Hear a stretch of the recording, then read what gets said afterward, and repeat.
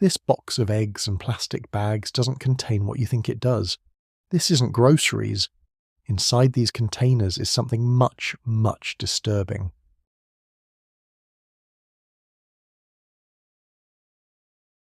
It started with a message. In a late-night WhatsApp group chat, a young man calmly admitted to something no one wanted to believe, that he had just killed his own parents. At first, everyone thought it was a joke, but when police arrived at a small apartment on Phuc Chak Street in Hong Kong, the truth was far worse than anyone could have imagined. The place was a nightmare. Blood spattered across the walls, trash bags filled with cement and sand, and a smell so thick it clung to everything. Inside the microwave, investigators found a layer of yellow grease. When they opened one of the nearby bags, they realized what had been cooking: human remains. Just hours earlier, 29-year-old Henry Chow and his friend Angus Tsai had been chatting online like nothing had happened. But now both men were being led away in handcuffs. So who were they? And what could possibly drive someone to do this? Henry Chow grew up in a normal middle-class Hong Kong family. His parents, Glory and Moon, adored him. They paid for private tutors, piano lessons, even sent him overseas to study in Canberra, Australia. They wanted him to succeed, but Henry wasn't interested in any of it. He lived in his own little world, disconnected and cold. At school, he barely had friends, and by his late teens, he was already failing his classes. His parents did what most would do. They pushed him harder. When that didn't work, they sent him abroad, hoping a change of scenery would help. It didn't. Henry faced bullying, felt isolated, and eventually dropped out in 2003. He lied to his parents about graduating, but the truth surfaced fast. They were disappointed but still tried to help, enrolling him again in a Hong Kong university. That failed too. From then on, Henry withdrew from reality, turning to online games and living life through a screen. He told online friends he believed he was a psychopath.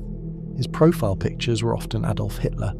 He alienated everyone around him, including a girlfriend he abandoned after she became pregnant. Henry didn't just avoid responsibility, he ran from it entirely.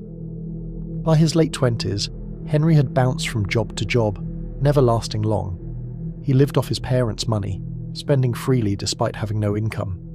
He was arrogant and pretentious, the kind of person who looked down on others while depending on them completely. That's when he met Angus Tsai, a gentle, kind man from Macau. Angus was the opposite of Henry. Soft-spoken, loyal, and unfortunately very easy to manipulate. His life hadn't been easy either. He'd been betrayed by women he loved, scammed out of money, and after several suicide attempts, he wasn't mentally well. Henry saw that weakness and took advantage of it. By early 2013, Henry's relationship with his parents had collapsed. They were fed up with supporting their lazy, unemployed son and told him to move out. Henry didn't take it well. During one explosive argument, he even suggested they sell their apartment and split the money 3 ways, 1/3 for him. They refused, of course. Furious, Henry stormed out, cut contact, and began plotting revenge. Over the next few weeks, he convinced Angus to help him. He told his friend he needed to resolve things with his parents once and for all. When Angus hesitated, Henry threatened to kill his mother if he refused. Out of fear and dependency, Angus agreed. Henry began buying supplies: knives, a cooker, 2 refrigerators, and even a microwave. On March 1st, 2013, he invited his parents to Angus's apartment under the pretense of lunch. What happened next was horrifying. When Glory and Moon arrived, Henry attacked them. He stabbed his father in the neck and helped slash his mother's throat. Afterward, the 2 men dismembered the bodies. The limbs were packed into trash bags. The remains were cooked, salted, and stored in hundreds of styrofoam lunchboxes. Both heads were found later, one in each fridge. For days, Henry acted as though nothing had happened. When his brother grew suspicious about their parents' disappearance, Henry claimed they'd gone on holiday to China. He even gave a fake interview to the media, begging for information. 我冇收到綁架電話啊，又成咁，所以我哋又喺度諗，即係如果按翻佢自己嘅習性嚟講，佢會唔會行下山？ But the lie fell apart fast. On March 15th, police raided Angus's apartment after tracing Henry's disturbing WhatsApp messages. That's when they uncovered the gruesome scene. Along with the remains, they found a notebook, a step-by-step guide on how to dispose of bodies. It listed every item Henry had purchased down to the sand and cement. Handwriting analysis confirmed it was his. During interrogation, both men turned on each other. Henry claimed Angus killed his mother, that he was just helping. Angus said he'd only helped after being threatened. He insisted Henry killed them long before he even arrived.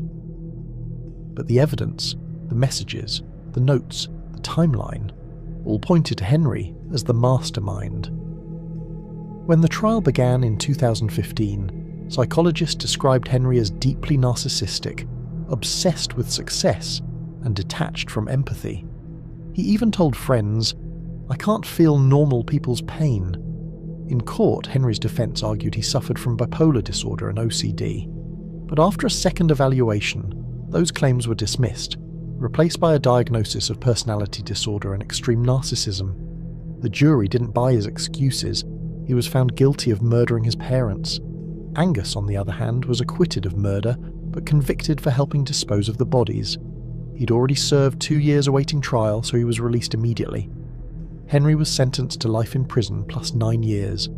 The judge described him as a narcissist who feels no remorse and poses a danger because his crimes have no rational motive. In other news, a man found guilty of murdering and dismembering his elderly parents has been sentenced to life in prison. In passing down sentence, a high court judge described Henry Chow as a cold-blooded man and a very dangerous person.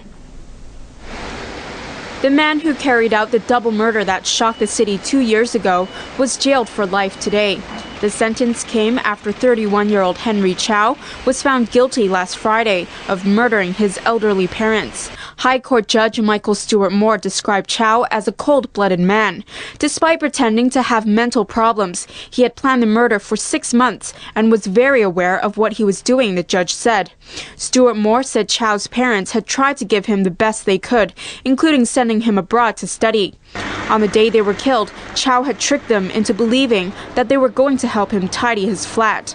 The judge criticized Chow for thinking that killing his parents would solve all his problems and branded him a failure at everything in life.